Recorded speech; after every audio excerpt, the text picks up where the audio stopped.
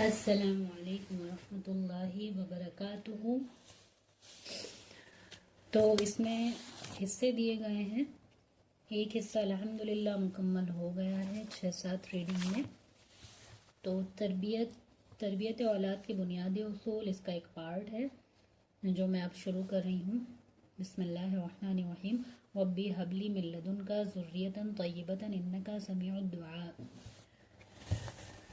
تو کتاب آپ سب کو پتہ ہی ہوگا جو سنتے آ رہے ہیں، اولاد کی تربیت کے سنہرے اصول کا سیکنڈ پارٹ ہے، تربیت اولاد کی بنیادی اصول، جو کہ لکھی ہے حضرت مولانا حافظ پیر ذوالفقار احمد صاحب نقشبندی دامت برکاتہ۔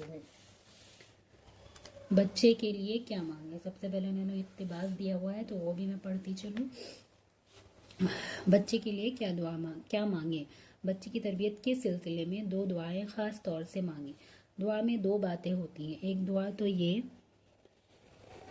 کریں کہ اللہ ان کا دل نیکی پر جما دے اور ان کو شر سے بچا دے، اور دوسری دعا یہ کریں کہ اللہ بچوں کی تربیت کے بارے میں بر موقع جو بات ہو میرے دل میں ڈال دیجیے تاکہ میں صحیح فیصلہ کر سکوں۔ آمین ثم آمین۔ بسم اللہ الرحمن الرحیم۔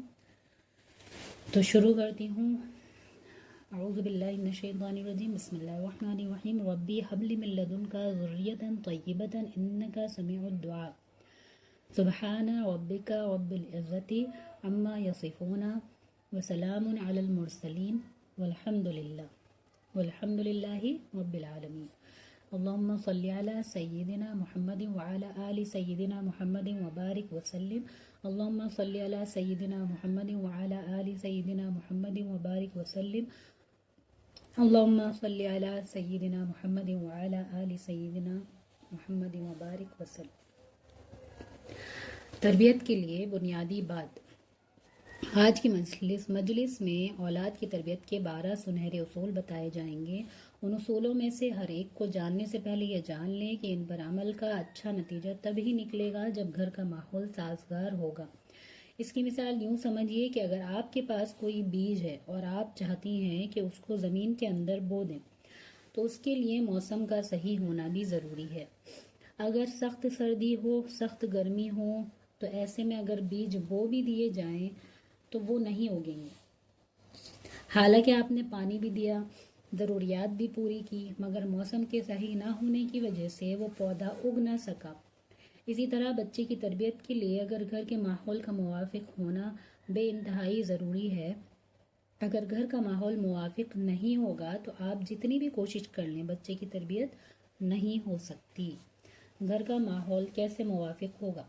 اس کے لیے سب سے پہلی بات تو یہ کہ ماں تربیت کرنے کے لیے تیار ہو اور ذہنی طور پر پرسکون ہو۔ اب ایک خاوند اپنی بیوی کو ہی ٹف ٹائم مشکلات دیتا ہے، وہ پریشان رہتی ہے، روتی رہتی ہے، یا اگر تربیت کے لیے کوئی کوشش کرتی بھی ہے تو خاوند بچوں کے سامنے بیوی کو ہی ڈانٹ دیتا ہے۔ تو جب بچوں کے سامنے ماں ہی کی بے عزتی ہوگی تو بچے ماں کی بات کیا مانیں گے؟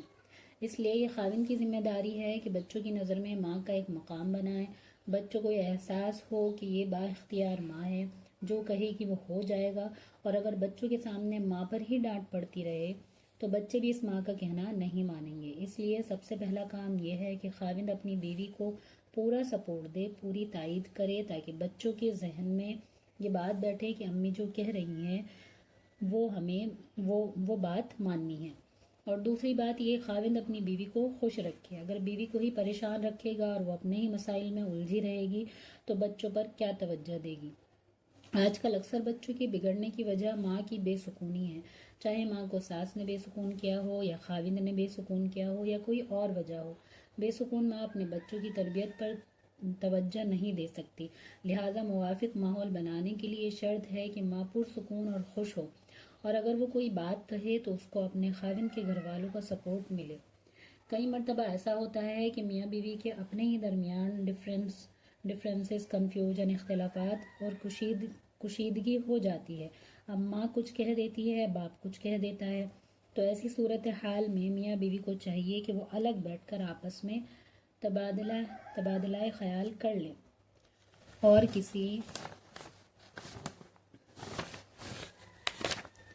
ایک نتیجے پر پہنچ کر پھر بچے سے بات کریں۔ بچے کے سامنے جب دو مختلف رائے آئیں گی تو بچے کنفیوز ہو جائیں گے، پھر نہ وہ باپ کی سنیں گے نہ ماں کی سنیں گے۔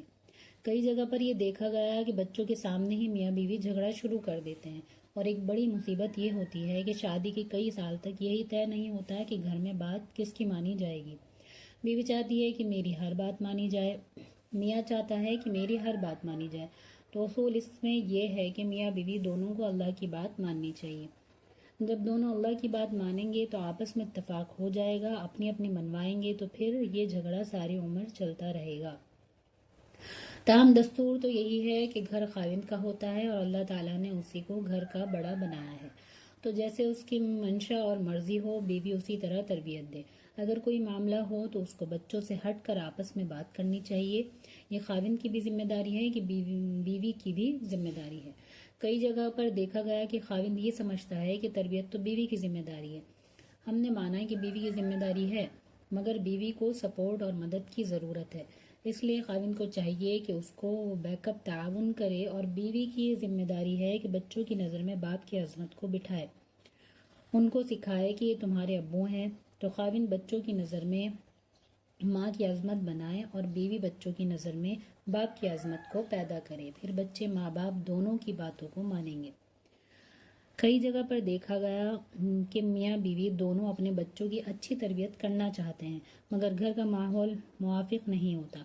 مثلاً ساس سسر سب ساتھ رہتے ہیں، نندے بھی ہیں، تو میاں بیوی تو چاہتے ہیں کہ اولاد کو نیک بنائیں، اور باقی گھر کے لوگ صبح شام ٹی وی دیکھنے کے عادی ہیں۔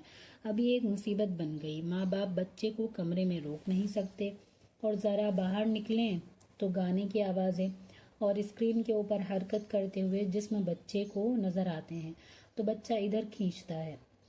تو ایسے میں ماں باپ کو چاہیے کہ وہ اپنے والدین سے گزارش کرے کہ ہم اپنے بچے کو نیک بنانا چاہتے ہیں، برائے مہربانی ہمارا تعاون کریں۔ اس لیے شریعت نے کہا ہے کہ سب سے اعلیٰ بات تو یہی ہوتی ہے کہ شادی کے بعد اپنے بیٹے کو قریب میں مکان لے کر دے دیا جائے، تاکہ ماں باپ کے ساتھ بھی رہے اور ان کا اپنا ایک ماحول بھی رہے۔ اس طرح جھگڑے ہی ختم ہو جاتے ہیں، ورنہ ہم نے دیکھا کہ میاں بیوی خون کے آنسو ہوتے ہیں۔ جتنا بچوں کو سمجھاتے ہیں، ساس صاحبہ یا سسر صاحب فسق و فجور کی لائن پر زندگی گزارنے والے ہوتے ہیں، وہ الٹا پورے کام کو بگاڑ کر رکھ دیتے ہیں۔ تو اس میں ان تین چیزوں کا موافق ہونا ضروری ہے۔ پہلی بات کہ ماں پر سکون ہو، خوش ہو اور اس کو خاوند کی تائید حاصل ہو۔ دوسری بات یہ کہ ماں نے بچوں کے دل میں باپ کا وقار اور عظمت بٹھائی ہو، اور بچوں کو پتا ہو کہ ابو جو کہیں ہم کو وہی کرنا ہے۔ اور تیسری چیز کہ گھر کا ماحول موافق ہو۔ اگر دوسرے لوگ گھر میں رہتے ہیں تو وہ بھی ان بچوں کا خیال رکھیں کہ یہ بچے اگر نیکی کی تربیت پا رہے ہیں تو ہم ان کو فسق و فجور کی طرف نہ بلائیں۔ جب یہ سارا ماحول ٹھیک ہو جائے تو یوں سمجھیے کہ بچے کی تربیت کرنی انشاءاللہ آسان ہو جائے گی۔